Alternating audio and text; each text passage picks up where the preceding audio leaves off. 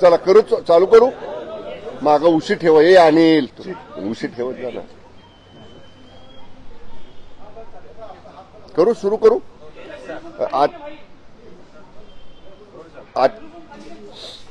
आजची पत्रकार परिषद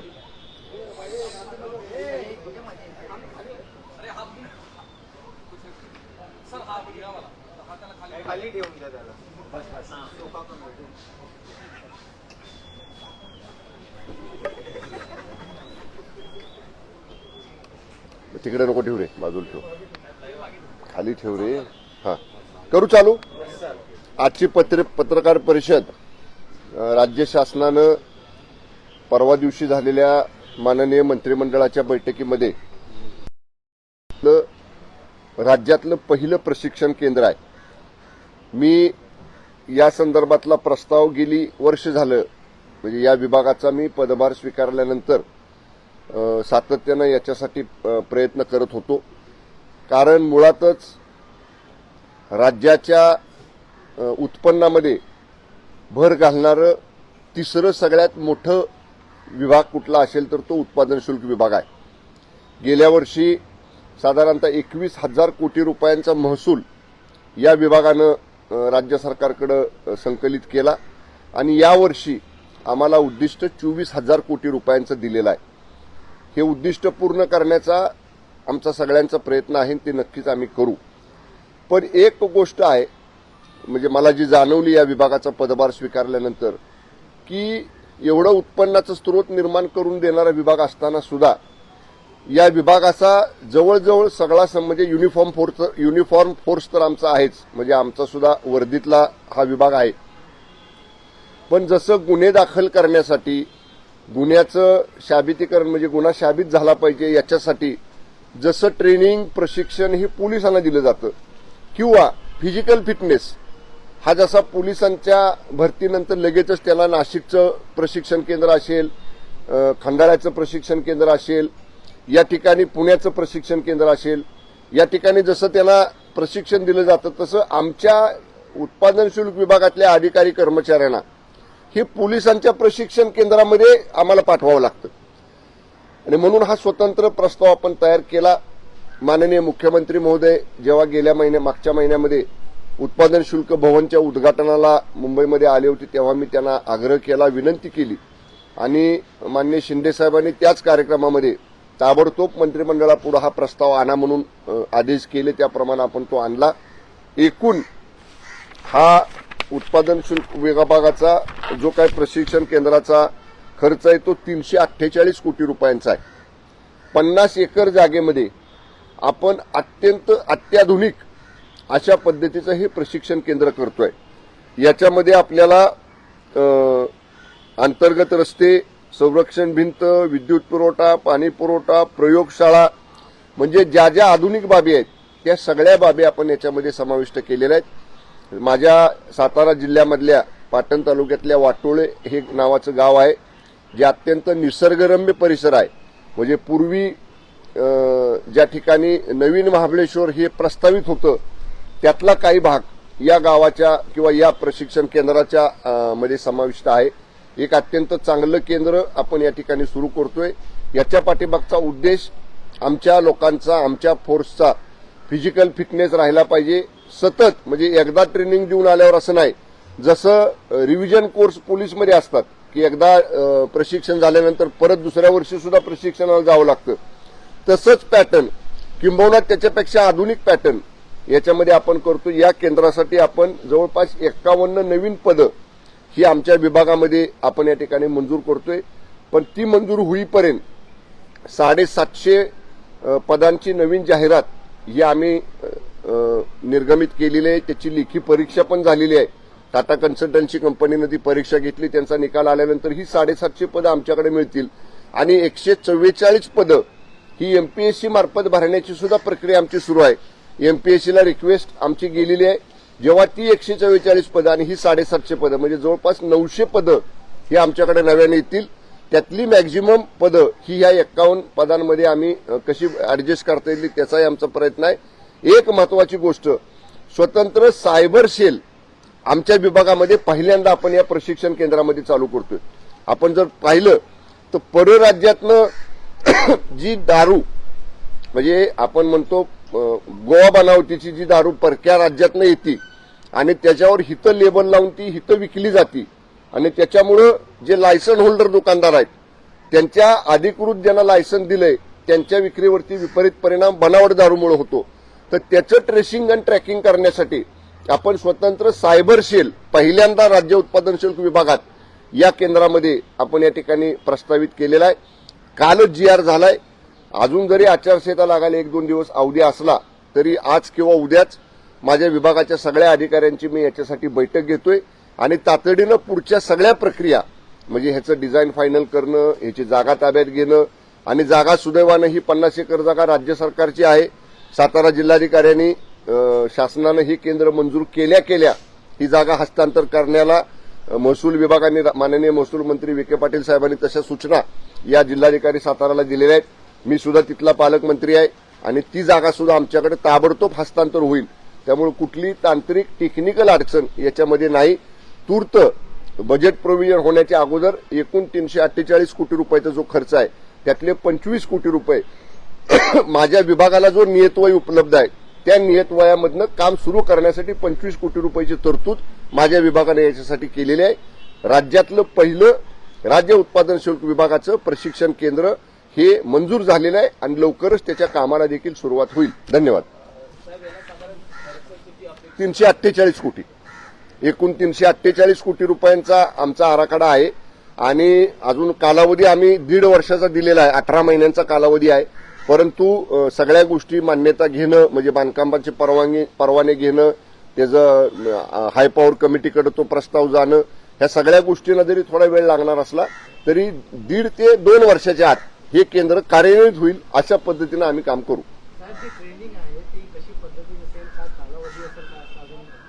साधारणतः आपण जर पाहिलं तर पोलिसांचं ट्रेनिंग जसं असतं प्रत्येक बॅच ही साधारणतः 1.5 महिने म्हणजे जवळपास 40-50 दिवस एकदा एक बॅच गेल्यानंतर ती ट्रेनिंग करते.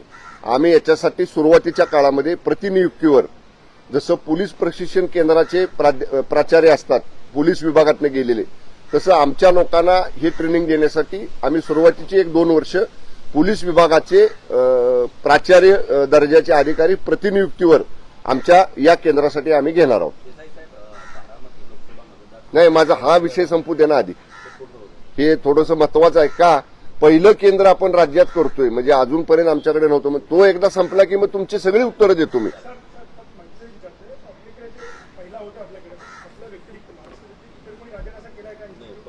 नाही, बहुतेक माझी इतर राज्यांची तर माहिती मी घेतली नाही.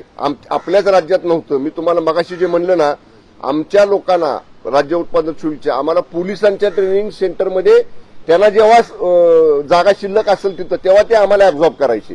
म्हणून आता आमचं स्वतंत्र होतंय. एक वेगळं चांगल्या पद्धतीचं प्रशिक्षण पण मिळेल आणि वेगळी शिस्त आणि नक्कीच हे प्रशिक्षण केंद्र झाल्यानंतर आमच्या राज्य उत्पादन शुल्क विभागाची अधिक कार्यक्षमता दिसेल आणि उत्पन्न सुद्धा वाढवायला याच्यामध्ये उपयोग होईल.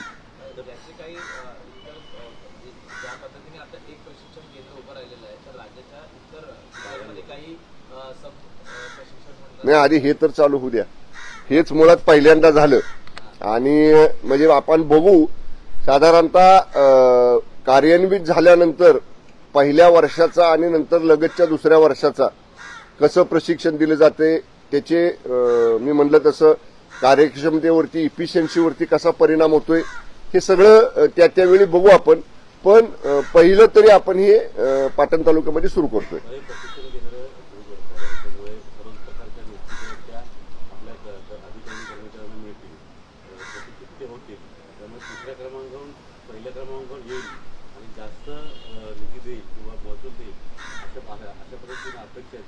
नाही, हे बघा 3रा क्रमांक एवढ्यासाठी मी म्हटलं की आपण प्रॅक्टिकल विचार केला पाहिजे. पहिला विभाग आहे जीएसटीचा म्हणजे त्यांना कोणीच ओव्हरटेक करू शकत नाही. जीएसटीचा रेव्हेन्यू हा पहिल्या क्रमांकावर असतोच आणि दुसरा जो आहे तो स्टॅम्प्स आहे. म्हणजे जे काही व्यवहार होतात जे काही स्टॅम्प ड्युटी वेगवेगळ्या व्यवहारांसाठी भरावी लागते. त्यामुळे या 2 सगळ्यात मोठ्या डिपार्टमेंटला ओव्हरटेक करण्याचा प्रश्नच नाही. पण तिसऱ्या क्रमांकाचा जरी आमचा विभाग असला तरी आपण बघितलं आतापर्यंत गतवर्षीच्या तुलनेत साधारणतः 9% आम्ही रेव्हेन्यू वाढवलेला आहे. आणि मला खात्री आहे आता जो शेवटचे 15 दिवस आहेत, आम्ही कालच मी बैठक घेतली परवा दिवशी माझ्या विभागाची, सगळे उपायुक्त आयुक्त या सगळ्यांना बोलवून जे काही उद्दिष्ट आम्हाला 24,000 कोटीचं दिलेलं आहे ते 100% पूर्ण करण्याचं टार्गेट मी परवाच कालच्या बैठकीमध्ये दिलं. त्यामुळं नक्की मी आपल्याला सांगेन, म्हणजे तुम्ही मला उत्पन्न वाढीचं विचारलं, आतापर्यंत एमपीडीए जे गुन्हे व्हायचे आमच्या विभागामार्फत, एमपीडीएचे गुन्हे हे आतापर्यंत पोलीस करायचे, आमच्या विभागातनं कधीच केले नव्हते. मी या विभागात आल्यानंतर मी सगळ्या एसपीना सक्त आदेश दिले होते की पहिल्यांदा, दुसऱ्यांदा, तिसऱ्यांदा जर आढळला अवैध व्यवसाय, अवैध दारूच्या बाबतीतला, तर सरळ त्याच्यावर एमपीडीएचे गुन्हे दाखल करा. 31 केसेस मी या विभागाचा पदभार घेतल्यापासून 31 केसेस एमपीडीच्या आपण केल्या. याच्यापूर्वी मला काय म्हणायचं नाही, पण याच्यापूर्वी अशा केसेस झालेल्या नव्हत्या. परत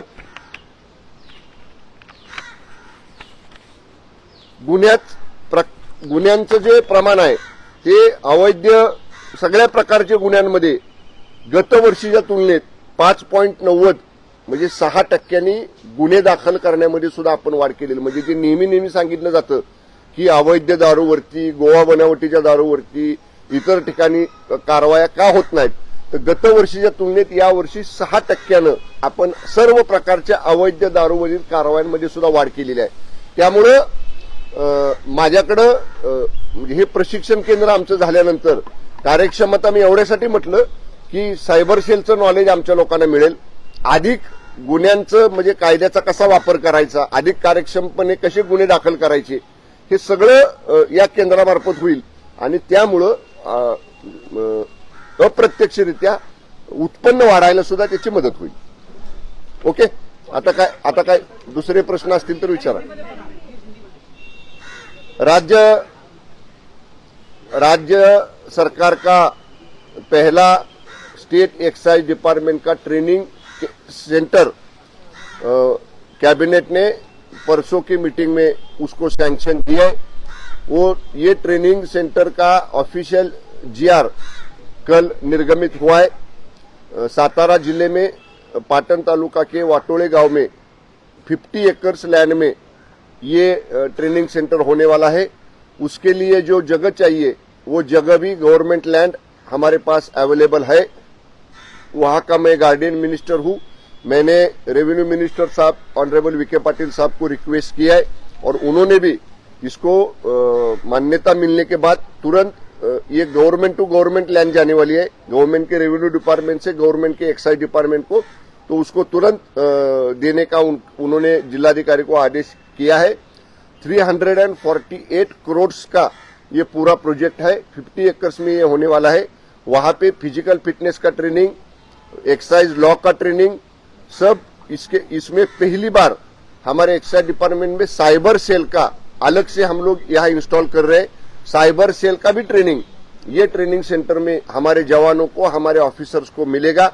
और एक तरह से जो इम्प्रूवमेंट चाहिए या जो अपग्रेडेशन चाहिए हमारे डिपार्टमेंट में, वो अपग्रेडेशन के लिए ये ट्रेनिंग सेंटर का हमको बहुत फायदा होने वाला है. ऑनरेबल सीएम साहब ने इसको, जब सीएम साहब एक्साइज भवन का उद्घाटन करने के लिए आए थे, तभी उन्होंने पिछले महीने कहा था कि इमीडिएटली इसको कैबिनेट के सामने लाए. और कैबिनेट का भी मैं आभार मानता हूं, ऑनरेबल शिंदे साहब का, फडणवीस साहब का, माननीय अजित दादा साहब का, ये तीनों का भी मैं आभार मानता हूं मेरे डिपार्टमेंट की तरफ से कि इन्होंने ये प्रस्ताव को मंजूरी दी है. एक बड़ा अच्छा इंस्टीट्यूट, एडवांस्ड इंस्टीट्यूट हमारे एक्साइज डिपार्टमेंट का ये ट्रेनिंग इंस्टीट्यूट होने वाला है. यहाँ 348 करोड़ का पूरा इसका प्रोजेक्ट है. 50 एकर्स में ये होने वाला है. और वहाँ का जो सिचुएशन है वो हिली रीजन में है और एकदम नेचुरली ऐसा हिल स्टेशन जैसा ये एरिया है. एक अच्छा सा ट्रेनिंग सेंटर वहाँ होगा.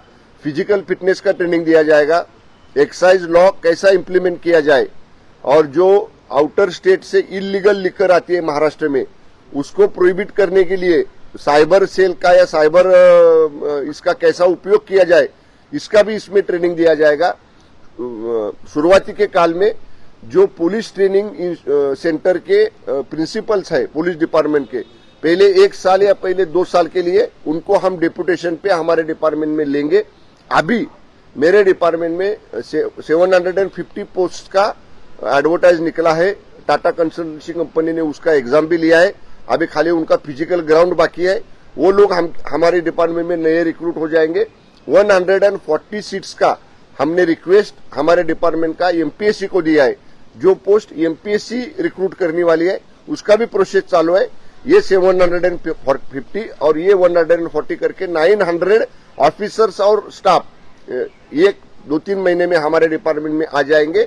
इसका भी हम लोग ये जो 51 पोस्ट हमको नए क्रिएट करने के हैं, वो क्रिएट होने तक ये जो नए रिक्रूट आने वाले हैं उनका भी हम ये ट्रेनिंग सेंटर में उनको भी हम डिप्लॉय करेंगे।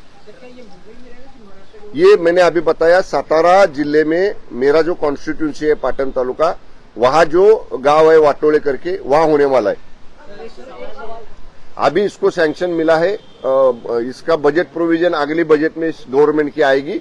तभी तक मैंने इसके लिए लगने वाले 25 काम शुरू करने के लिए 25 करोड़ रुपीस का मेरा डिपार्टमेंट का जो बजट है उसमें से 25 करोड़ रुपीस का इसके लिए हमने अलग से प्रोविजन किया है।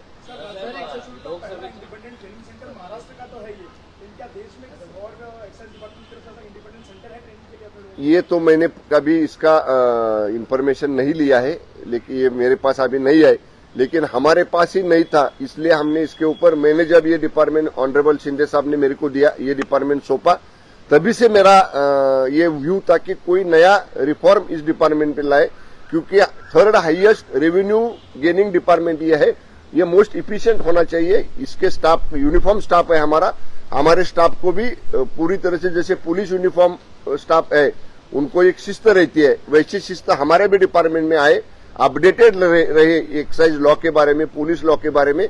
इसकी सब प्रोविजन ये ट्रेनिंग इंस्टीट्यूट में हम लोग ने की है।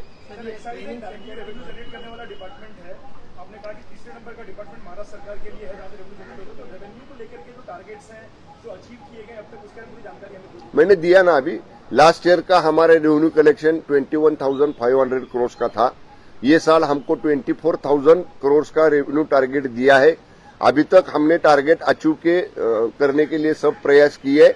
मुझे पूरा भरोसा है। 2 दिन पहले ही आधे दिन तक मैं एक्साइज ऑफिस में जाके मेरे सभी ऑफिसर्स के साथ इसका रिव्यू लिया है। ये मार्च एंड तक जो हमको टारगेट दिया है वो टारगेट 100% हम अचीव करके ये साल 24,000 करोड़ का रेवेन्यू गवर्नमेंट में जमा करेंगे।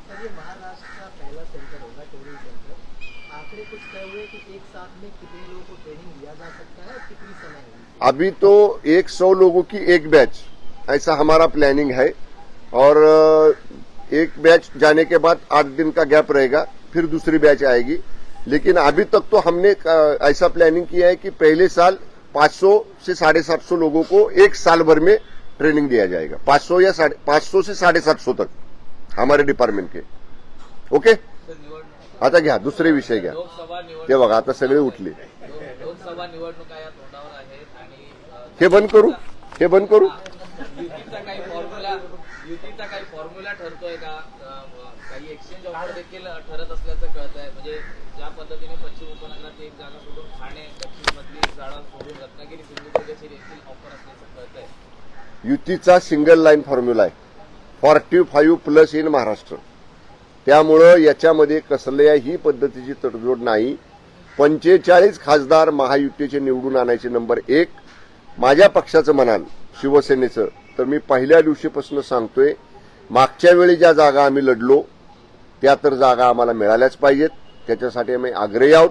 कारण आपण सुद्धा जर पाहिलं असेल तर भारतीय जनता पक्षाच्या काल जागा ज्या डिक्लेअर झाल्या त्याच्यामध्ये गेल्या वेळी शिवसेनेच्या धनुष्यबाणावर ज्या जागा आम्ही लढलो होतो तिथं कुठेही उमेदवार भारतीय जनता पक्षानं जाहीर केलेले नाहीत। त्यामुळं मी एवढंच पहिल्या दिवशीपासून सांगतोय, माननीय शिंदे साहेबांचं, माननीय फडणवीस साहेबांचं आणि माननीय दादांचं, या तिघांचं या सगळ्या गोष्टीवरती एकमत आहे। फक्त जेव्हा केव्हा एकदा अधिकृत जागा वाटपाचं शिक्कामोर्तब होईल, कुणाला किती जागा, त्याच्यानंतरच याच्यावर बोलणं योग्य ठरेल। मी आपल्याला सांगतो, तिन्ही पक्षांना योग्य जागा या जागा वाटपामध्ये मिळतील. आमच्यामध्ये जागा वाटपाबाबतीत रशिकेश बिलकुल नाही. फक्त ज्या पक्षानं ज्या जागा लढल्या निवडणुकीमध्ये ज्या निवडून आणल्या त्याच्यावरती आम्ही ठाम आहे. ठाणे आणि रत्नागिरी सिंधुदुर्ग या ज्या दोन जागा आहेत यासाठी शिवसेना आग्रही आहे. त्या संदर्भात काही एक्सचेंज ऑफर करणार आहात का की ठाणे आणि रत्नागिरी सिंधुदुर्ग हवेच आहेत त्या जागी काही दुसरे काही? ठाणे हा स्वतः माननीय मुख्यमंत्री एकनाथजी शिंदे साहेबांचा जिल्हा आहे.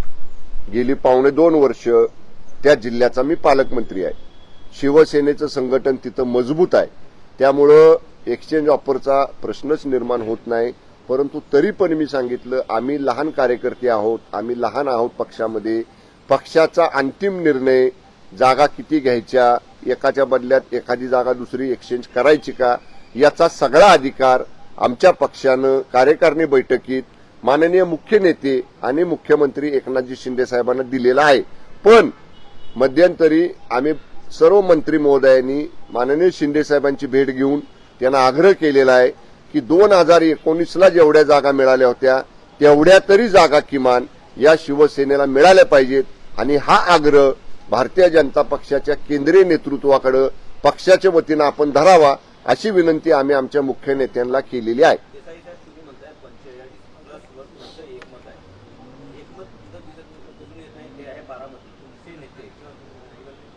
बारामतीत काय बारामती लोकसभा क्षेत्रामध्ये तुमचे नेते विजय शिवतारे यांनी सपोर्ट केलेला आहे. सुनेत्रा पवार तिथे अगोदरच काम करत आहेत. एकंदरीत या जागेवर जी काही परिस्थिती निर्माण झाली आहे तर तुम्ही विजय शिवतारेंच्या विरोधात काय कारवाई योजली आहे का? विजय शिवतारे साहेब आमच्या पक्षाचे माजी राज्यमंत्री आहेत. पक्ष संघटनेमध्ये ते सक्रिय आहेत. त्यांनी एखादं मत व्यक्त केलं म्हणजे ते पक्षाचं मत नव्हे, ते त्यांचं व्यक्तिगत मत आहे. पण तरी सुद्धा जेव्हा महायुती म्हणून आपण एकत्र जातो आहे, जेव्हा बारामतीच्या जागेबाबतीत या 3 प्रमुख नेत्यांनी आमच्या काही निर्णय घेतलेला आहे, त्याच्याशी विसंगत भूमिका शिवसेनेच्या कुठल्याही नेत्यांनी घेणं योग्य नाही.